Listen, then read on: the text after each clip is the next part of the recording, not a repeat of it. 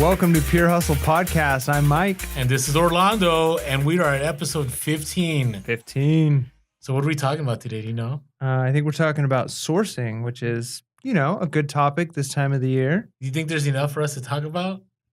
Well, given that 100% of the money we make comes from things we source, yeah, I think there's enough to talk about. Okay, and especially since the Q4, I think it's very relevant, right? Because you need to find places to source, right? Especially at a time when there's so much money to be made. Like, you don't want to be stuck going into a store going, I can't find anything, and then you just go home and, cry yourself to sleep or something. Yeah. Do you do that? Do you cry yourself to sleep? I haven't done that in a couple of days. A couple of days? I'm just kidding. Okay, No, I don't do that regularly. So talk to me. So right now, I know everything's about Q4, but even before Q4, like very beginning when you started doing this whole reselling thing, what did you look to when you were sourcing? Garage sales, thrift stores. That was it. Okay, and why is that?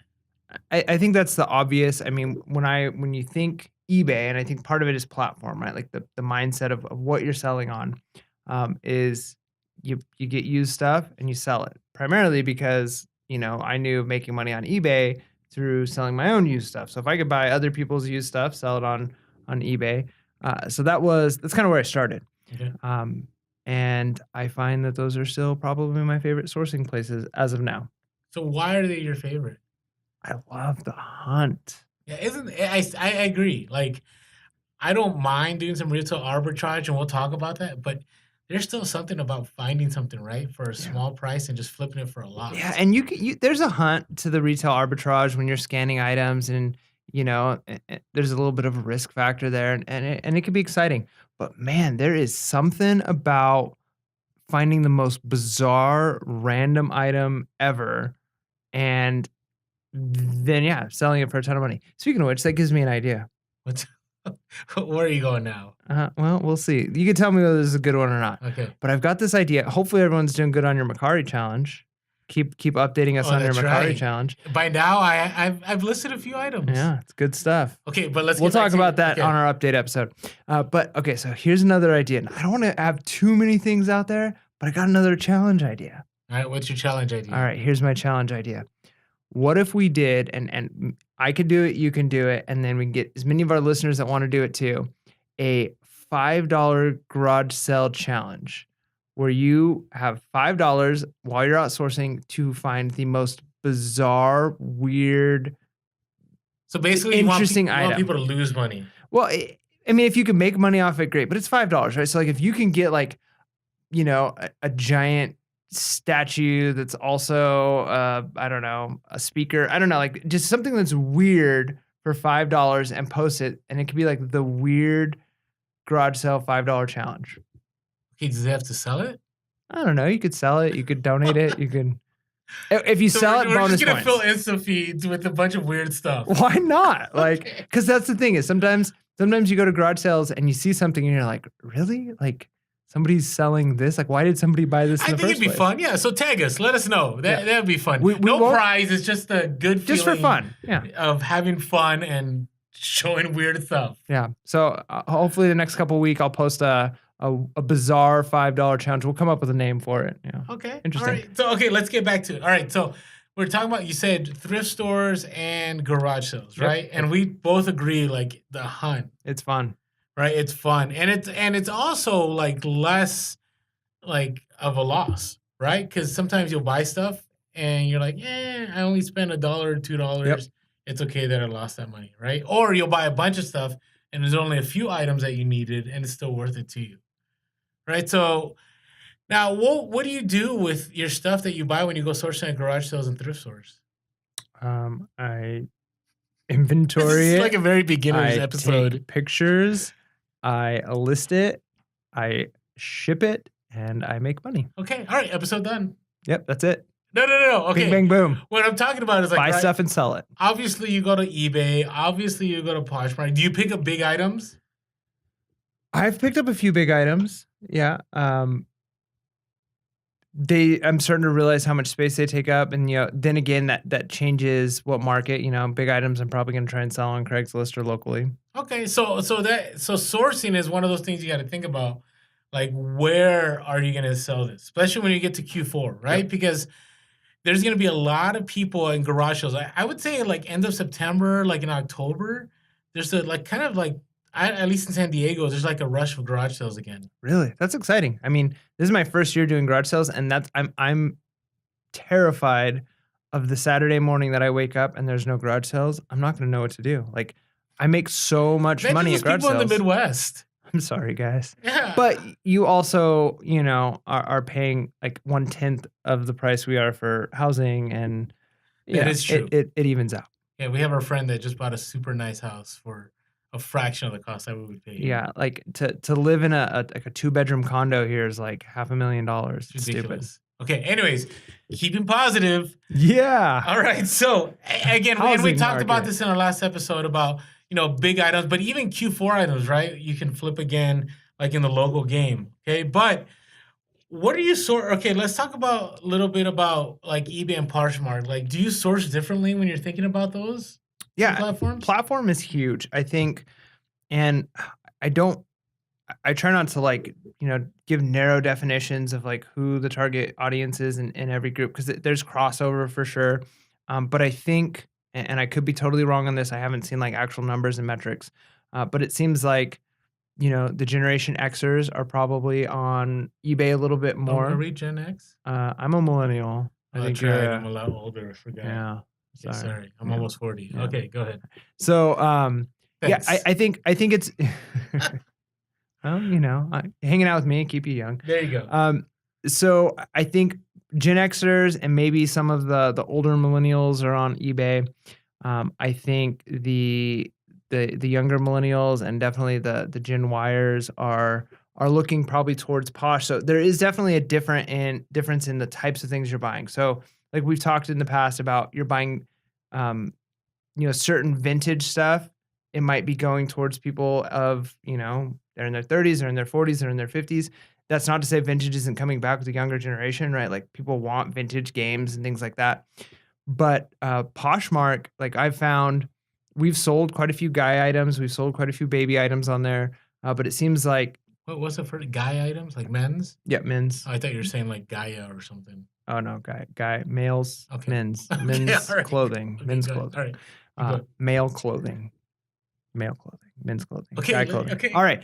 So we've sold quite a few of those items, and I think women's clothing, higher end, is the Posh Yeah, you way. mentioned that today, and I was kind of intrigued by that. So, like, And when I'm saying higher end, I'm not saying like it has to be like the highest designer, like $100,000 for a dress, stupid high end, but nicer clothing. so you would say if people are sourcing, like, let's say eBay is their main kind of platform, like they would source differently than if Poshmark was their main Right. No, platform. absolutely. Yeah. So you're probably not selling odds and end trinkets on Poshmark. Okay. You might be able to sell some really nice costume jewelry, or maybe real jewelry, or like Nike clothing, or Oh, so things like that. Nike's big on Poshmark. Yep, Nike's big. I believe people. I mean, I've sold a few Nike shoes on Poshmark. It's interesting. So there's this guy and gal couple on Instagram, Resi Now, I think. I don't know if Mm. you've seen him on Uh-huh. there, but I was very, very interested in kind of the way they do their business because they list like where they sell stuff. And it was like Poshmark, Mercari, local, and like eBay was like bottom of the list. Really. Like one item, And I right? think part of that is probably, yeah, the items you source. Interesting. So that's good for me to know because when I'm sourcing, I'm primarily eBay. Mhm. So anything goes on eBay. Yeah. But if I decide to go to Poshmark, I got to think differently about how I'm sourcing. Is that what you're saying? No, absolutely. I mean, in any business, you've got to think of your target market. What's the clientele that's on there? And if the majority of the people on Poshmark are 20 to 30-year-old, upper middle class women, then you want to be finding out what are they wearing, what are they buying, right? And of course, they're probably buying things for boyfriends and husbands and children's. We've sold quite a few baby items, and used is fine. Like Poshmark, I don't mean to say like it's high end. It has to all be new with tags, even though that's obviously a plus. But my son Judah is growing out of some of his clothing.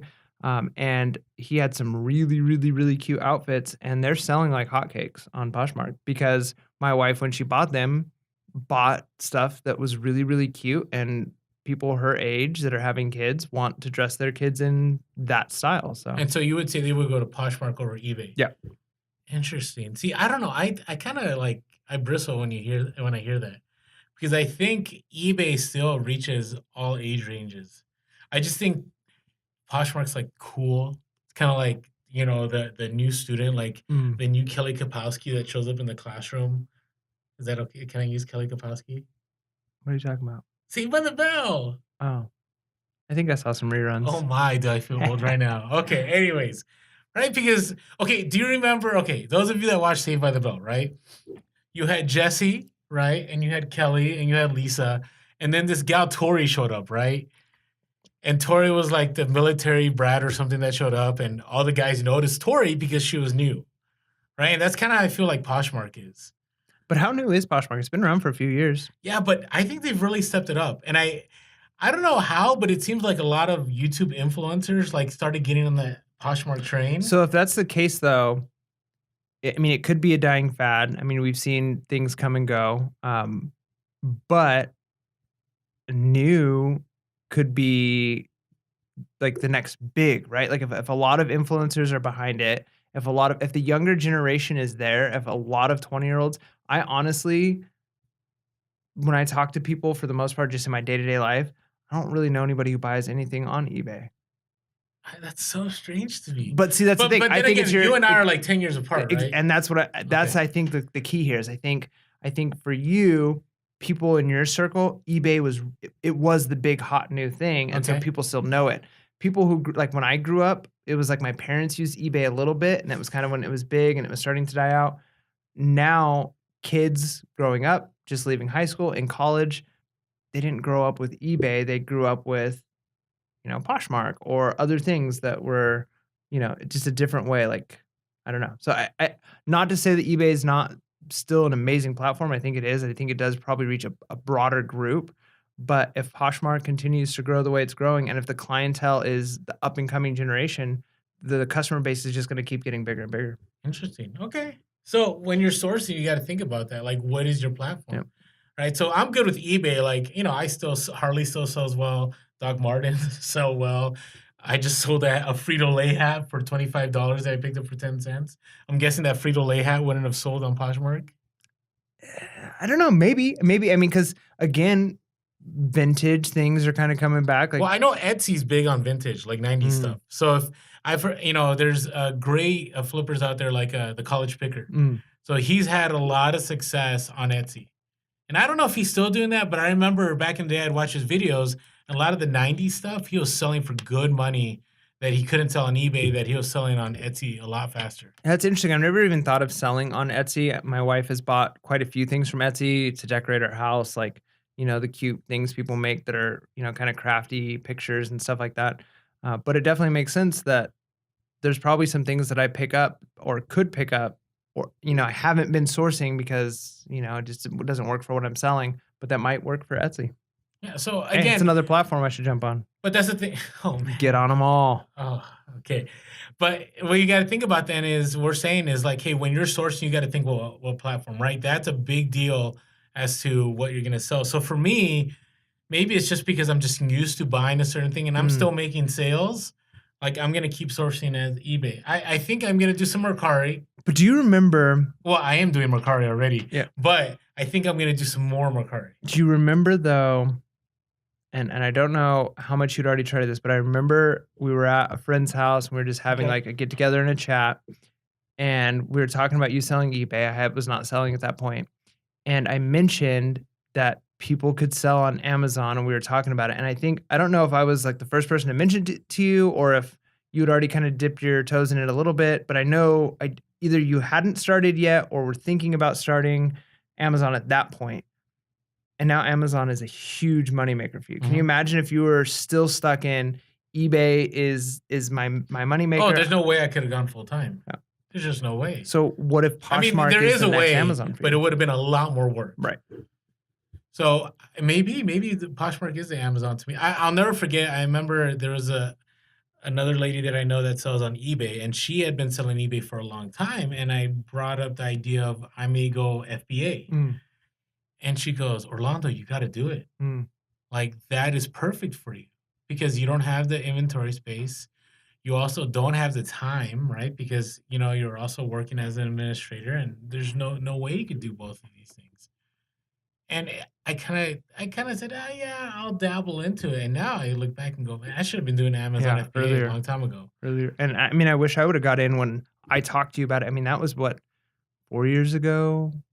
Yeah, and that was when like 5 years Amazon ago? FBA was like the place to be. It still is, but I'm gated on almost everything now. If I would've jumped in when you did, I would've probably had a better chance of being grandfathered in no, on I some of those agree. I items. agree. I agree. I should have been in there.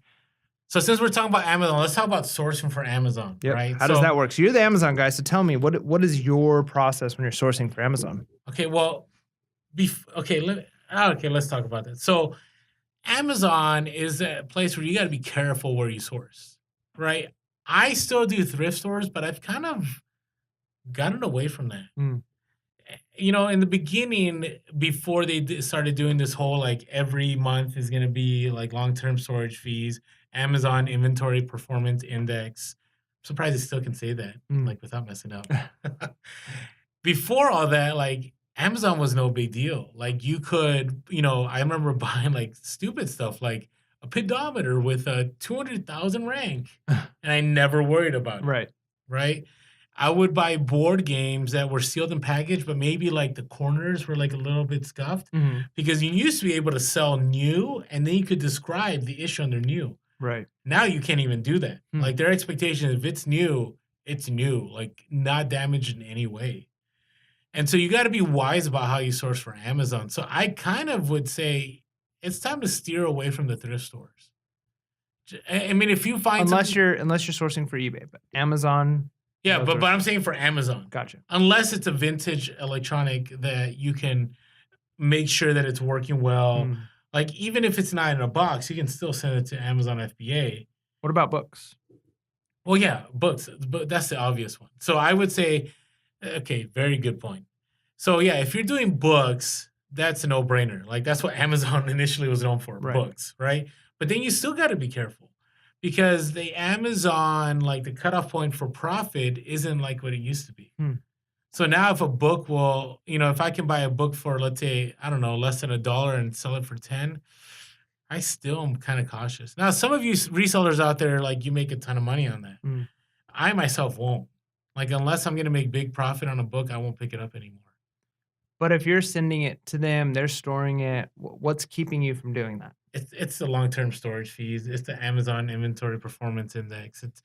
It's all those things. But So that's just me. so That's my let's say preference. I were to go 100% Amazon store, primarily books.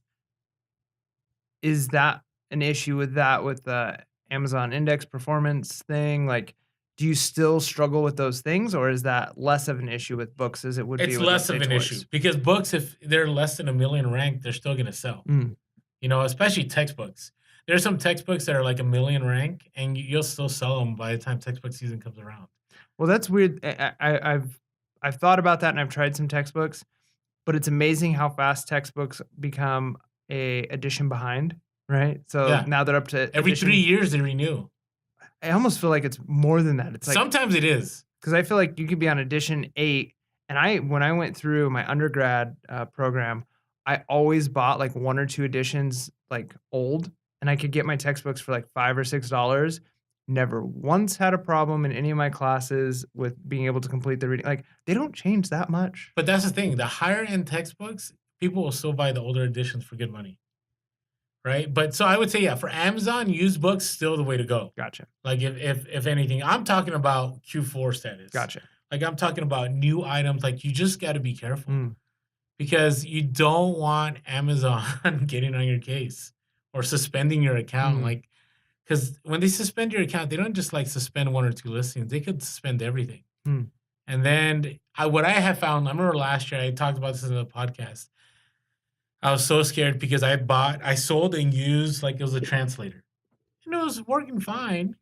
when I tested it. Mhm. I sent it out, the person bought it, and they did the A to Z claim, and I was so scared that I was gonna be suspended. Hmm. And man, that was nerve-wracking Yeah. because it was right before Q4. So when you're sourcing, I definitely would say you gotta go to the stores that are selling items new. It seems a little extreme that Amazon would when if you've got, you've been selling for years, you've got plenty of positive feedback, that, like, 1 or 2 complaints would be that big of a deal, but it seems to be It can be. huh. I honestly believe that if you're suspended, there has to be some major reason, Hmm. right? Like my fear was just my fear. But again, I've seen people on Instagram saying I got suspended because I had 2 infringement claims. Huh. So I don't know, but that's what I'm saying. When you source for Amazon, you got to source like brand new, and you just got to be careful. Even I would say if you're going to Marshalls or TJ Maxx, you got to be careful. And we'll talk about the stores. But I remember going to, it was like it was a Marshalls, but it wasn't a Marshalls. So it was a different name, but I don't want to give it out because it's kind of one of those places that I like sourcing. And I remember they had these toys and they were new. And I think I put it in an Insta story. And then I noticed they were taped. And then when I took the tape off, they were returned. Ooh. And that's kind of scary. So think Yeah. about it. I would have sent these returns to Amazon new. Somebody would have opened them like it's Christmas morning. Yay. And like there's pieces missing, Oh, that right? would be terrible. So you got to be wise about where you source stuff. I feel like that's bad on them, right? Like, to sell things as if they're new when they're clearly returns too, like, they need to make that. Yeah, but what are you gonna do? Like, hey, I resold this on Amazon, and you guys, because of you, I have bad feedback. Yeah. No, I know It's you like, can't, but okay, let me give you another story. So Resell Rabbit, to me, he was probably one of the best Amazon FBA sellers. Like he traveled the country. If you guys haven't caught his videos, you should. Now he's like going viral with his Amazon return pallets. But I remember when he came to San Diego, he went to, and you can find this when he goes to San Diego. He went to this resale store and he kept finding these sorry, not used. He kept finding these board games that were sealed. hmm, And I was like, wow, what a score. So I went to this store. I think I've told the story already, yeah, so forgive yeah. me. And what did I find at the store? They Wait. reseal At them. first, I found a bunch of sealed games. Mm. And then what happened? Yeah, so you asked them about them and they said that they shrink wrap them, like, in the back? Yes. How scary was I that? actually because of your story, at the Salvation Army that I bought that, Risk Lord of the Rings game, Yeah. I've actually bought a handful of board games from there that have all been sealed, and I went and I found the manager because I know who the manager is there, and Okay. I just Oh, asked, I look at you said, making connections. "Well, I don't know if I have, a solid connection yet, but I know, like, I talked to him a few Okay. times, I know Okay. she's the Okay. manager," Okay. and I asked, I said, "Hey, do you guys reseal these?" Because of that story, right? Yeah. I was kinda afraid, and she goes, "Nope, we just put them out however they come to us." So it Okay. gives me a little bit more confidence. Is it possible that something that looks new in box from a thrift store could be shrink wrapped from somewhere else? It could happen. I don't I know. just After hope that not. store, like I always wonder, maybe I need a DM Resale Rabbit. You're gonna have to And tell me what store that is so I can avoid that, or at least go in knowing. I'll tell you after. But I want to just hear from him. Like, did you get a bunch of returns on board games? Because he bought a few. Oh, that'd be terrible. Because I would be mad if I bought a board game, because I have a huge board game collection. I love board games, and I love opening up a board game and punching out of the cardboard cutouts, all the little pieces.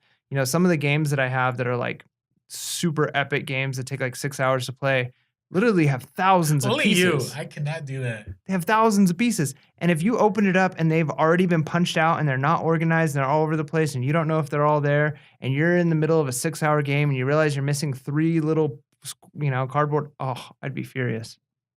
Yeah. Well, that's the thing. Like, you don't want that. So I think we've said it plenty, right? If you're doing Amazon, unless you're doing used books, like be uber careful that you're going to not reputable, but places that you know are selling brand new Yeah, make items. sure to go to Target and tell them you're a reseller. Oh my, we're not going down that road. Just kidding. All Inside. right. Yeah, there you go. Okay, so and then the easy one is like if we're sourcing right locally for local, like it's anything. Yeah, anything goes. I mean, you gotta be careful though. Again, local, it's gotta be stuff that you think is gonna sell. The beauty of eBay is that those bizarre items or those There you unique go. things Okay. can reach a broad group. So just because you have something that's selling on eBay, but it's maybe too much to ship because it's too big, doesn't necessarily mean it's gonna go local. See, and I go back and forth. I have a thrift store that I know really well, and they actually had a whole like I don't know, Fox Racing, like the Right. desert gear. They had a whole setup, and they can't sell it because legally, like a helmet or whatever, Oh, they can right. come It's back not on them. DOT, yeah. And somebody had said, "Hey, you could probably pick it up," and I wouldn't do it either. But Mm, you know, if you're sourcing for local, like it doesn't hurt. yeah. Right? I mean, in the end, like you make now, it's a little different with offer up and let go now because you go on there and like you put your information.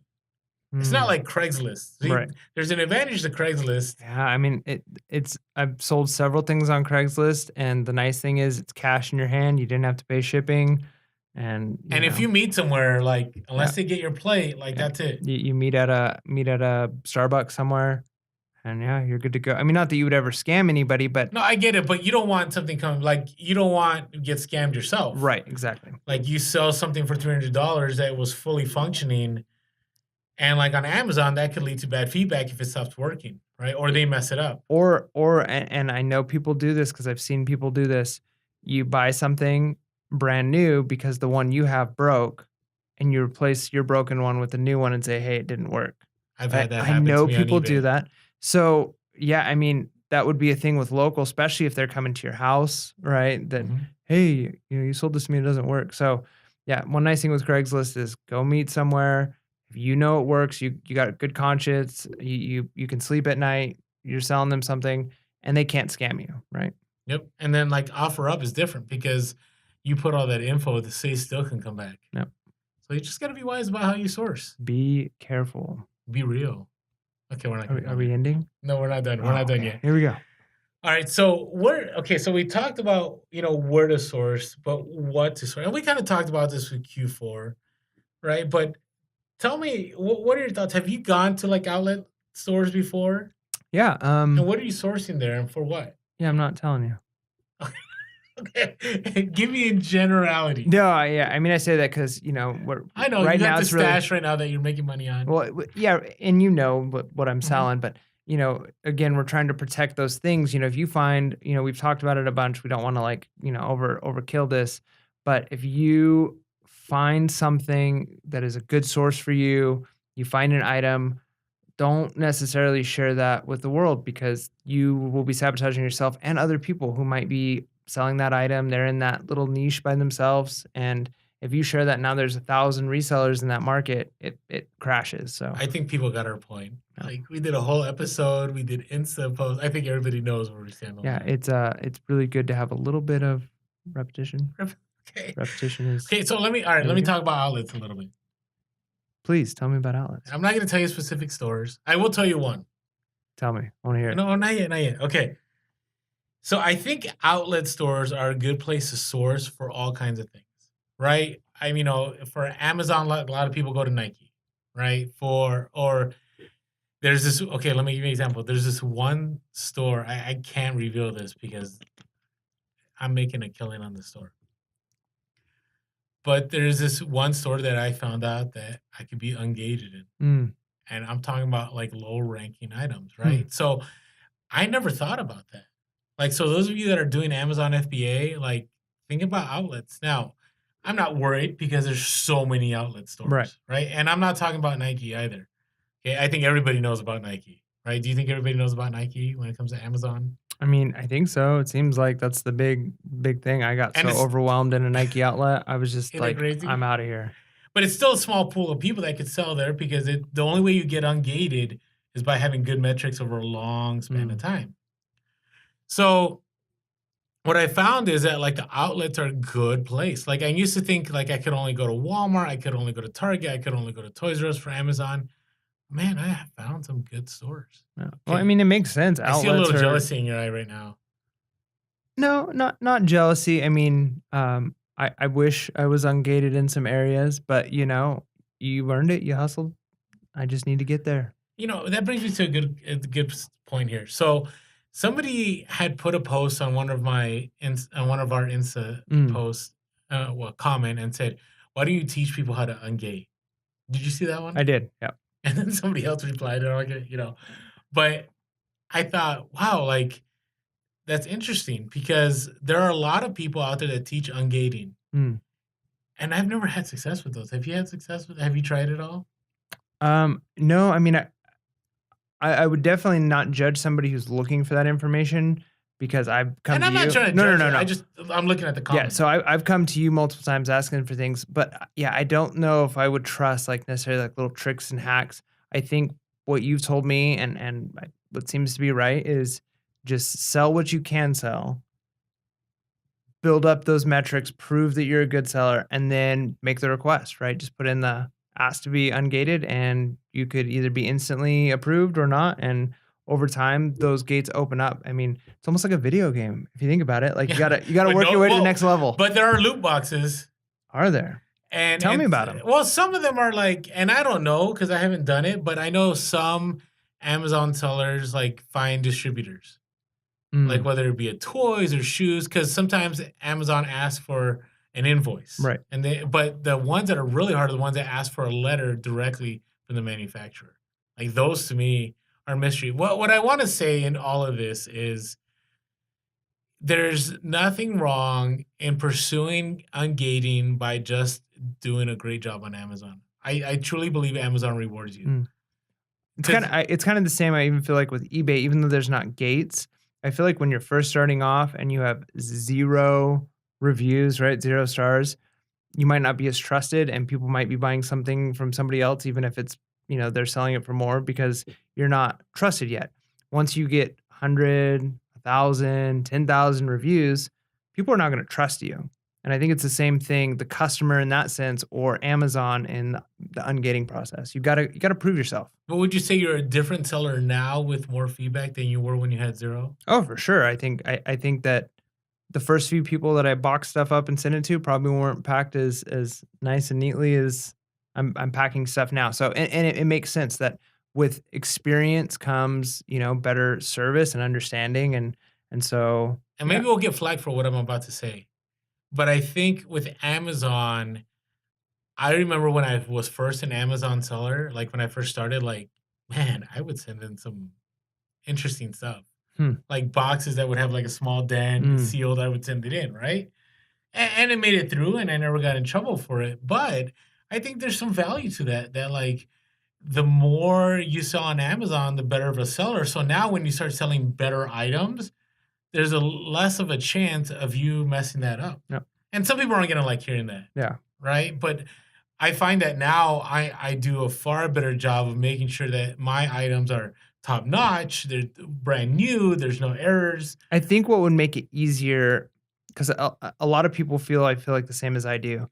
It would be nice if they were to say, "You can't sell Nike until you have 100 positive reviews Okay, I and get less." that. Like, if there was, like, specific, "Once you hit this benchmark, you get these items ungated," or "You get level 3 items ungated," and certain brands are in that. And then once you hit this benchmark but you're right, I think a lot of because one of the things that I'm running into is, like you said, with like getting a letter from the distributor or from the company that makes the product, is I think technically that is the best, the most correct way of doing it is technically buying from Yeah, the it's Nike, wholesale. right? Yeah. So when Amazon, I think for some people, they just shut it off completely to everybody unless you have that. Not every brand, but certain brands, Mhm. it's unless you are a legitimate reseller for that brand, then you're not selling for them. And I think that's a way of protecting brands, which is a good thing too, Yeah, I agree. So anyways, going back to what we were saying, man, we're going on these rabbit trails in this episode, which I'm okay with. which is good. But I have found that there are some good eBay retail arbitrage, right? So if you're thinking about Q4, so I'll give you an example. I went into Nike and I found these polo shirts that are like specific, they're Nike. And I don't want to give too much away, but these shirts go for 60 to 70 on Amazon. I mean, sorry, Nice. on eBay. eBay. They go 60 to 70 on eBay. And they're 14.99. And they were clearancing out at 14.99. And then it was like a 30% sale on top of that. Mm, Okay. And man, those things are gonna sell like no problem, mm, right? And I never thought about that, right? Or I went to another outlet and they had, I did share this on my Instagram. I went to like the Disney store and I bought these polos. And the polos, they were selling them, I think, for like 12.99 with 25% off. And then I got another 10% off. And I can sell those polos for 35. So I bought like 10 of them, one listing, one set of pictures. I'm gonna make like $300-$400 Oh, profit, that's nice. right? Especially during Q4. Right. So you got to think outside the box. Like, don't think just garage sales. Don't just think thrift stores. There's a lot to be said about outlets. Yep. Try different avenues of sourcing for And, sure. and talk to me. You don't have to tell me any specifics, but the place that you went to when you went to Palm Springs, right? How's that going?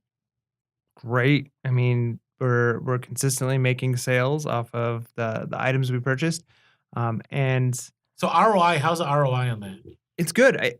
It's I kind of struggle with trying to think of the best way of figuring out how much money, or let me phrase it this way. When you sell an item, sometimes I think of, all right, bought the item for 20, selling it for 40. Okay. And I do my ROI based off of And when that, we say based off the ROI, fees. we mean return on investment. Yeah. So I think of, okay, so Poshmark is going to take 20%. I don't have to pay for shipping on that. So my actual profit is X amount. Then the other part of me thinks, and this is, a little bit off topic, but the other part of me thinks, should I think of it as all of it is just recouping the original cost? So let's say I spent $1,000 at the store buying the initial, inventory, Mhm.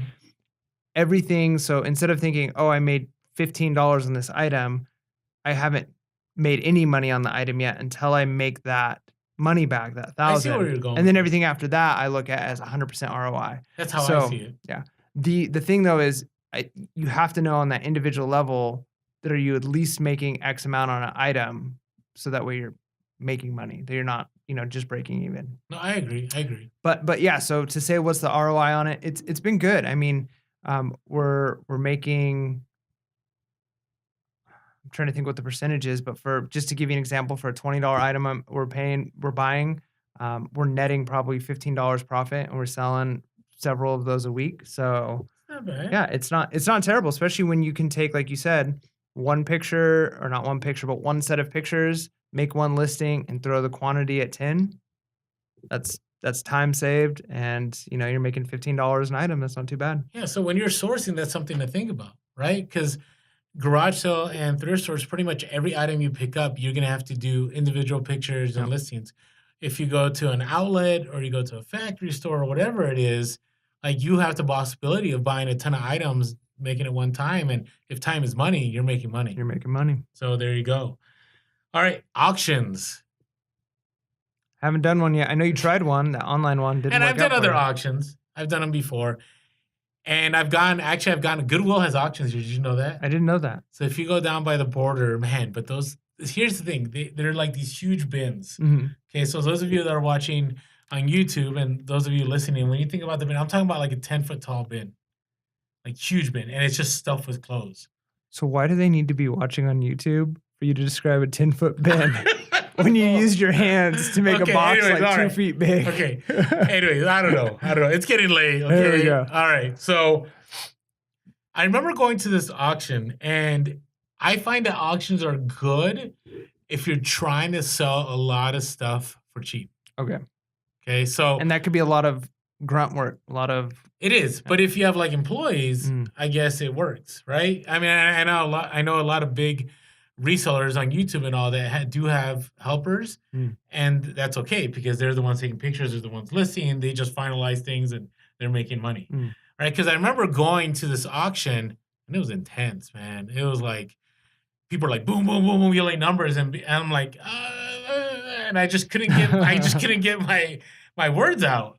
And they sold, and I remember they let you preview it, but it was hard because when you preview, like you only have so much time, and it's a huge bin full of clothes, Mm. and it was really tough. Now I know there's other people that go to auctions for hard goods, and I've seen those too. And so there's a little bit more luck there. Like you get the whole day, and I've gone to some of those. You get the whole day, and you're able to like look through like the bins or whatever they have, and then you put a bid in. So I would say if you're just looking to source a lot at one time, auctions is a good place to go. What do you think you end up with, though, a bunch of stuff that you're just redonating back to Goodwill? At times, but it may be worth it based on the money you get. And how much money would you say one would have to put in their pocket to go to one of those auctions and hope to get a bin and come home You with it? know, when I was there, I remember some of the bins were going for like $60 Okay, that's not and too some bad. were going for 200. It all depends, right? I just remember going through them and going, wow, this is going to be a lot of work, Mm, right? So, and you know what? If you're brand new to eBay, it's probably worth it to you, mm, right? You hear about people going to Goodwill bins all the time. Like there's a lot of money to be made on Goodwill bins, or can't remember who it was, but there was somebody who like they didn't really have any Goodwills or any stores around them, and so they would go sourcing twice a week, and they'd go and they buy by the pound, and they would buy like I don't know, 500 pieces in one mm, sitting, and that would be good for them for 2 weeks. nice. Right. So if you don't have anywhere local near you, or if you're trying to, kind of just start off eBay, like going to auctions is a great idea if you have the courage and the stamina to be there. Because that's the I'd other like to part of try it. one. And then another thing we're gonna talk about that I'm really excited about trying at some point is an Amazon return pallet. I really wanna do one of Do you really those. want to do one of I those? wanna do one. I'm a little scared now. I gotta look into it, but I know how to get them. I know where to go to find the information to get Mm, them. So Resell Rabbit has these videos on YouTube. And he has found some good stuff. Like, he had a whole palette of, like, Doctor Who, like, toys or whatever, and Doctor Who sells for money. yeah. So that's a bolo, I guess. I don't know how much money it goes for now, but it does go for they go for money. Mm. So you wanna do an Amazon palette? I wanna try one, yeah. It's not a lot of money. I mean, I say about, like, Uh, 200, it's like 100 something and then, like, 80 to ship. it's more than 80 to ship. Is I it? was looking them up, you're looking at a couple $100 minimum to ship. So would you be The willing to only split the one? only way you're paying $80 to ship is if you're buying, like, 10 pallets at one time. Then it Oh, makes okay, each okay. one, like, 80. Ah, so you gotta buy a lot. Yeah, so if you're just buying a single pallet that has to be loaded in a truck and that truck is making the stop and that's the only thing it's dropping off, you're paying up. Now, did you see the manifest? Like, are you able to see what's in the It pallet? depends. I mean, so I've looked at a couple of different sites where you can see them, and some of them are pretty cool because you can get, like, specific this pallet comes from, Home Depot, or this pallet comes from Lowe's, or this pallet comes from Amazon, Okay. and they show you, like, a handful of pictures of items that are in there. So it'll say, So you're like, not talking about just Amazon returns, you're talking about just pallets from there's other different, stores, yeah, there's like different ones you can get. liquidation places. Right. Okay. And it's usually returns, right? So, like, if, Lowe's has a bunch of returns and it's not lumber, right? But it's like, hardware stuff for, Like a nails and bathroom. screws. Yeah, probably some of those, but, like, bathroom faucets and things like that, and they'll Okay. take a picture of, like, a handful of the items that are in there, and it'll just say, like, 97 items, in home goods section of Lowe's, and then there'll be, like, 7 of the items pictures of, and then a picture of, like, the pallet open, and then that's it, and you just hope for the best. Well, it's interesting because, Side Hustle Pros, they're awesome, and they've been really up. I mean, if you see their journey from where they started and now they're, like, on their second warehouse, one of their first big videos on YouTube was a place they bought from Bulk, BULQ, I think, and they bought a bunch of stuff, and they sent it to Amazon, and they made a ton of money. Mm, But that was when Amazon was kinda not as strict, right? And what I think Chaz from Side Hustle Pros and Now would say was like, that's probably not the best place to source for mm, Amazon, right? Because a lot of the stuff they got was like damaged right. boxes and you don't know if it works. So we're saying, right, if you do pallets, unless you know for sure that it's brand new, it's probably best for eBay. Yep, eBay and local and maybe Posh if you're But getting you need some. space to like store the stuff. Like in here, we'll put a pallet like right here. Would that be good decoration instead of just the, We'll put Freddie Funko on top of it. yeah, I need to bring, Humphrey Bogart in too. There you go. Give him a buddy. They can have friends. It could be Freddie Funko and Humphrey Bogart, and they could just chill. That's an odd combo. It is a little bit. Okay. All right. Just a little So weird. so hey, maybe in the future we'll do it. We should do it and film it. Can we wait till after Q4 or do you want to do it before Q4? Yeah, we could wait till after Q4. Okay, yeah, because right now I Swamped. can only imagine a pallet showing up and all the work because there's some I think it was Side Hustle Pros. I can't remember who it was, but it's somebody bought like I think it was like a truckload of stuff and like a ton of it was like not working. Like they had to test Mm, every single item. It was just a huge headache. ugh. See what I mean? Like, I don't know if I want to source like from pellets. We'll think about it. We It'd got be time. fun. It would be Okay, fun. okay. It would be fun. All right. All right. Last thing I want to talk about is look for stores that have exclusive items. Okay. Yeah, you So do see you know that what I'm talking sometimes, right? about? Like Target exclusive or Walmart Yeah, exclusive or that's good sourcing. mm. Like Toys R Us right now, like it's no longer existent. Is that a Wait, real what? word? Yeah, it's It's gone. not? Yeah, did you know it closed? Oh man. Sorry that you're late to the show. Oh, Okay, that's anyways. terrible. All right, so a lot of the Toys R Us exclusive, like I've sold a ton of Toys R Us exclusive stuff, but I'm not talking about just Toys R Us, like Target stuff, Walmart, even Costco. Hmm. Like sometimes during Q4, I remember last year I sold a lot of stuff that Costco had. Now, I'm not Isn't gonna that ironic to think about? Like you're literally somebody's buying a Target exclusive item from not Target. Like no, I know it's weird because I remember when I was sending stuff exclusive, into except not FBA, really. I was like, I remember at first I was like, do I cover up the Target exclusive thing? But no, like everybody knows like what it is, so it's not a big deal. But you know, when I say Costco, like it's very rare. But I remember there's a couple items last year that sold really well for me because, right? What do you need to get into Costco, Costco membership. right? And so if people don't have that membership, like how else are they gonna get it? Yeah, my wife has one and I don't 'cause she splits it with her family. And so every time I go to Costco, I have to go with her. I love running to the store and doing errands and like helping her out. But if it's Costco, can't do it on my own. Yeah, and so, but that's one of the things. It's so you got to look for those things that there's a limited pool of people that can get it, right? And so, you know, we already talked about Target, we talked about Walmart, we talked about Costco, but there's other stores. Like it's very limited, or even outlets. Hmm. Like people only have access to so many outlets, Right. right? So you remember those? Did I talk to you about those electronics that I purchased?